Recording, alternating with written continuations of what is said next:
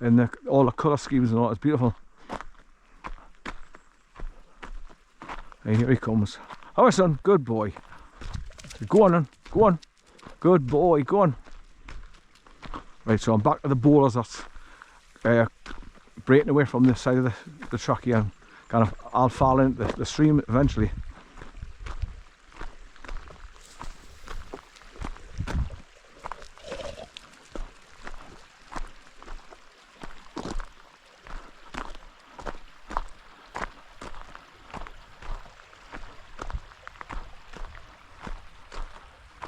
Hey, you're gonna lie down again, look.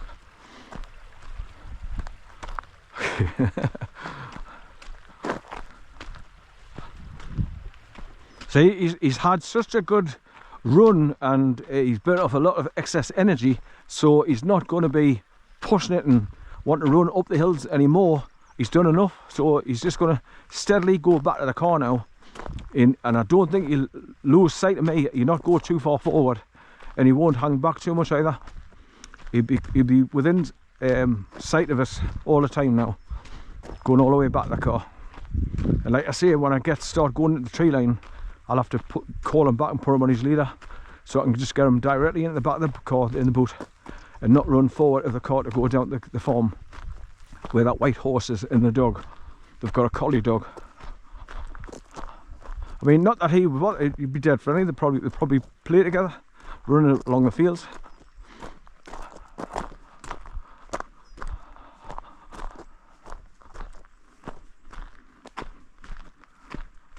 But I just don't want the farmer coming out being concerned, like when he sees a good big dog running about with his, or anywhere near the horse, just in case he worries something's going to happen with the dog and the horse. Good boy, son. You enjoying chewing that, son, aren't you? So he brings it with him, lies down, puts it between his paws, and just keeps chewing it off the corner. Get it, son. Get it. Good boy. Good boy. Good boy. Look at the bloody teeth going into that, man. I'd hate that to be my hand. Bloody hell.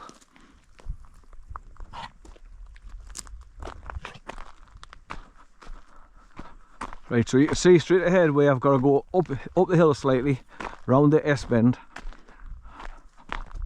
then drop back down on the other side and go further on. And then you'll see that dead tree, that one dead tree that's been left standing, and then the next one is where you go past those logs that's been left at the side of the road, and then you're just about back to the tree line then, and then not far to get back to the car. I've got this walk to a T now. I know exactly where everything is because I've done the walk that many times now. But once again, I don't want to be coming backwards and forwards to the same place over and over and over again, because one, the drive becomes boring because it's the same places, same roads, and you've seen everything. You've seen over the bridges that you pass over. I've seen all the wind turbines. I've seen the Sweetlough Fishing Lake water. You know, I've seen them all now too many times, so it's not new anymore.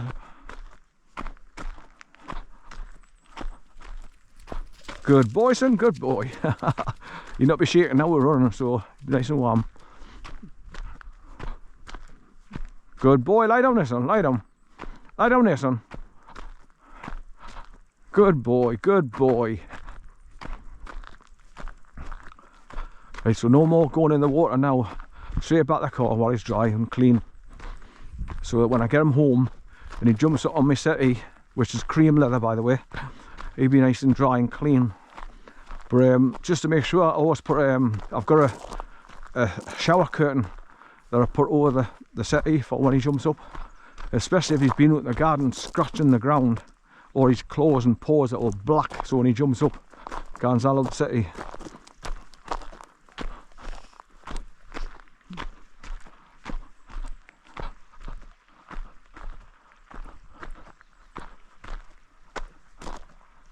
Right, so we've got fluffy clouds now on the right. There's another one.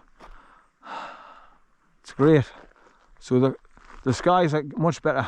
But looking back, there's another aeroplane coming straight towards us, and it's been dropping chemicals behind it. Look, you can see the straight line.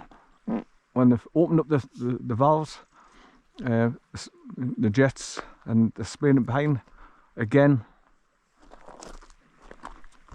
and eventually it just spreads out and just goes right across the sky, that's creating a silvery grey haze and blocks out the sun.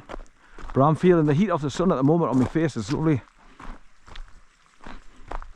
It always makes you walk a lot better when you've got the sun out and you feel the warmth of the sun against your body. And not only that, you get a vitamin D, which we all need to make us more healthy. That's why back in the day, all your hospitals had balconies where you could go out and wheel the patients out and get the sun to their bodies to help them heal better.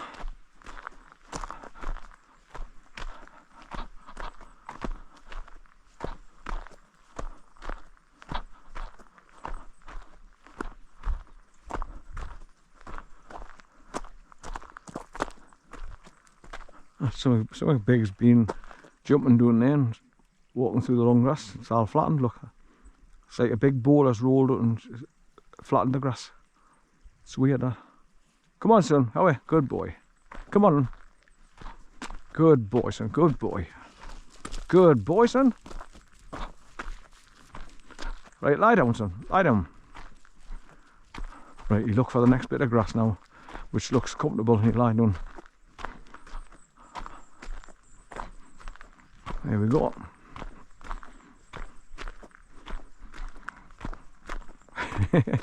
It's great when you know your dog and you know exactly what they're gonna do.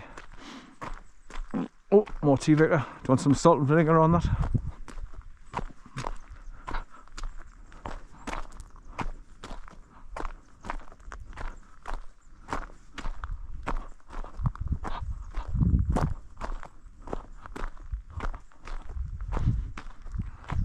Talking about salt and vinegar now, I was just getting the thought of fish and chips with scrunchies or scrunchions on the batter. I haven't had them for ages with salt and vinegar on. Oh, excuse me. That's the sun getting to us. You can't afford fish and chips these days. You need an American Express card. Go and buy them.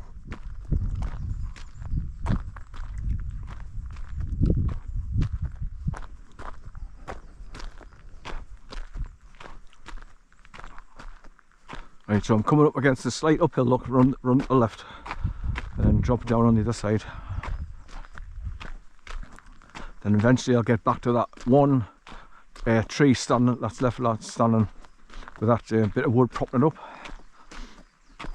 Right, let's look back.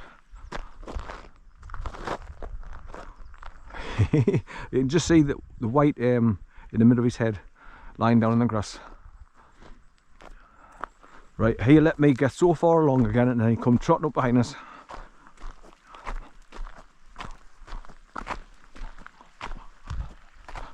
Let's see if I can predict what my dog's going to do next.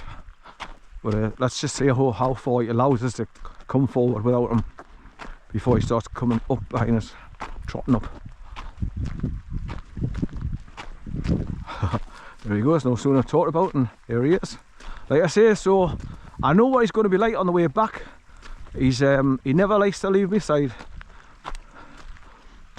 Dear son, you like to be right next to your dad, don't you? Eh? Are you enjoying chewing the stick, son?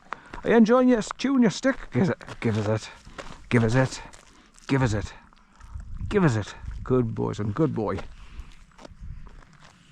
I saw this, the dog harness that I just bought him is called from dogfriendly.co, an Australian. They are easy, man. You just put it over the head and you fasten the buckle round underneath their belly and adjust it and then take it back off again and then put it back on to get them nice and neat and tidy and quite tight around his belly and across his shoulders and that. So, and like I say, it's got the D-ring on the front that you put underneath the Velcro to keep it in the middle, and it's got the one on the back which is also acts as a handle. So if you've got one of these dogs that need a hand to jump back in the car onto the back seats or something, you can lift them up and help them to get them back in your boot if they're getting old and they can't jump. So that's what they're good for, I suppose. But when we first got him, I had a harness on him, a full leather one, looked great and all on him. But when he was pulling like a freight train. I couldn't hold him back. He was just too powerful, too strong. So having that red collar on and put his leader into the D-ring and pull it round under his belly and through to his back leg, across his back leg, is the only way and the only thing that will work for that size dog. And it has worked. It slows him down. But talk about harnesses, pull leads, you know, the ones that choke when you pull them. I've had prong collars on him. I've had I mean, he's so powerful. He just didn't. The prong collar never used to do anything after he got used to it. When I first put it on him, and on the odd occasion when he give it a jerk and it nips him, he would yelp, and that would slow him down. But now he was just power through it. No matter how far they were sticking in his neck, he would just pull. So that didn't work. And I wouldn't put these electronic collars on them, like e-collars, because I think that's damn cruel. I'd like to put that on people that do put them on their dogs and keep buzzing it when they walk along, and get, you know, watch them when they get the jumps, the electricity through their body, and see if they like it. I think it's cruel.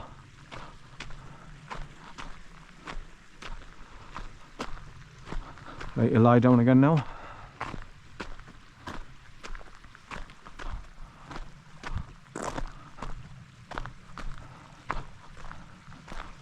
There you go. Good boy, son. You got your sticks on. Get your sticks on. Like I say, I think you carry that all the way back with them. You just lie down, chew it a while, and then I'll go missing, out of sight, out of mind. You pick it up, and you come trotting along past us, and then lie down again. Then you probably do that all the way back to the car. Maybe, I don't know, until he gets bored with the stick and then just drops it and walks off. Right, so this is this little hillock that I've come over the top, and then you've got the second one, look, half a mile up. Then you've got to go up hillside into the tree line, and then over the top of the brow of the hill, and then you look down, see the car and the cottage chimney pot. But there's that one dead tree sticking up just up ahead on the left hand side of the track.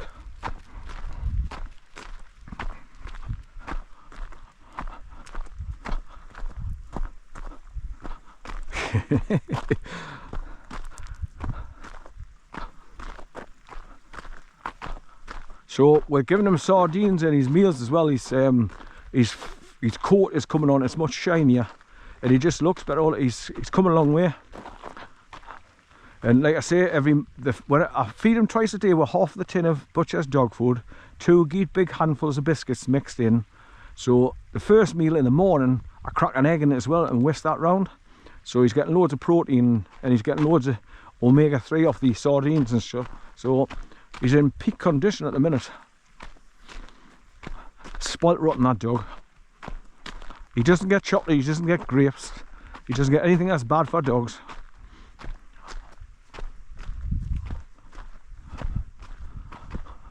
And I don't give him human food, I just give him dog food mixed with the biscuits, and anything that's lacking in the dog food I make up for it with putting eggs in it. And he's and when I have my breakfast in the morning, I boil like 4 eggs up, and then he gets half of that anyway. So by the time I've cracked them and peeled the shells off them, I bite into them and I give him the other half. So he gets a lot of what I have for my breakfast, which is boiled eggs. So once again, loads of protein, spoilt rotten, this dog.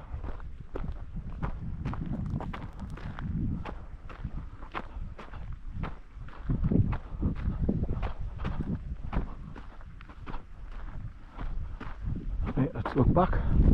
Right, so that's that little hillock that I've come over, and you come round the S-bend. Here he comes. How son? How?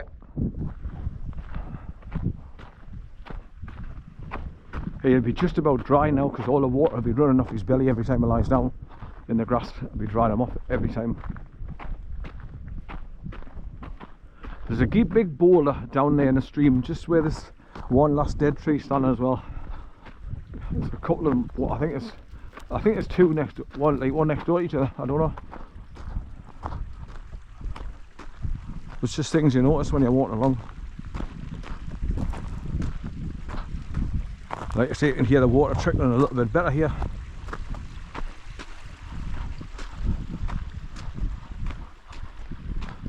Right, is he going to lie down again just there now? There you go. On cue.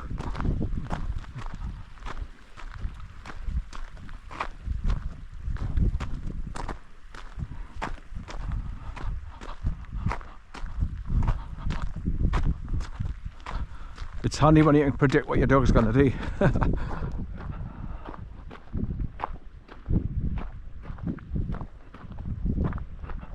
So when I get him back in the car and he's standing up in the back of the boot, that's where I'll pull him to us and smell him to see if he's got rid of all that dog smell, and just see if he's got a fresh smell about him.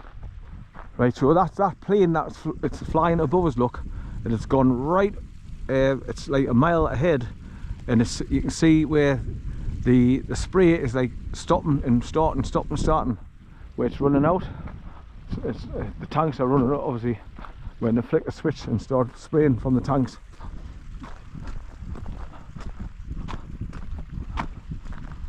Bastards. Like I say, all these pilots, when they should be brought down by RAF jets and say down, or we'll shoot you down. And then when they're coming on the ground in the airports, arrest them and put them on trial for crimes against humanity, because they're spraying with dangerous chemicals all day, every day. So they've got no sympathy for us as humanity, so we should have no sympathy for them and just hang the fuckers.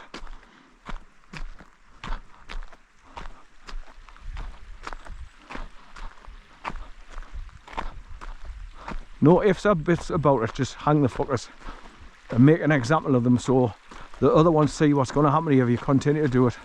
I don't care how much money they're making for flying these planes, but it's not worth it when you're dangling from a rope and you've left your wife and your kids behind because you're too greedy.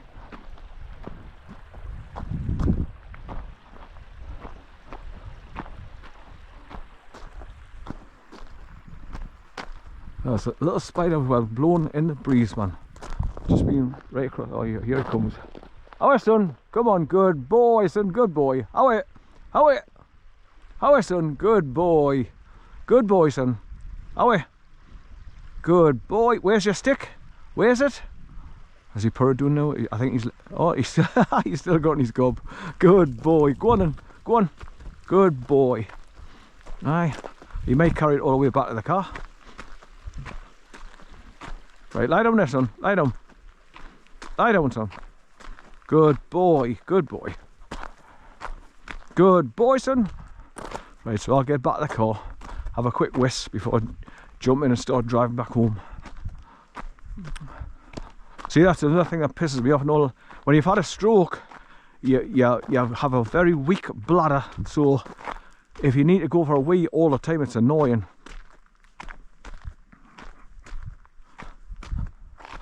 I mean, there's cases when I can just go for a wee in the house, and by the time I put a boot and go downstairs, jump in the car, turn the engine over, I feel like I want to go for a wee again. It's murder. So I cannot wait for these med beds to come out and available to the general public all around the world. So you just get an appointment made for you, and then you go and lie on these med beds. Then 38 to 45 minutes later, you're a brand new person. All your cells have been renewed. Any diseases that you've got in your body obliterated and gone. My brain will be revitalized again, so I'll be able to function with my left hand and my left arm again properly, and walk properly as well, where I'm not circling my leg, and it'll be great. I'll definitely benefit from it.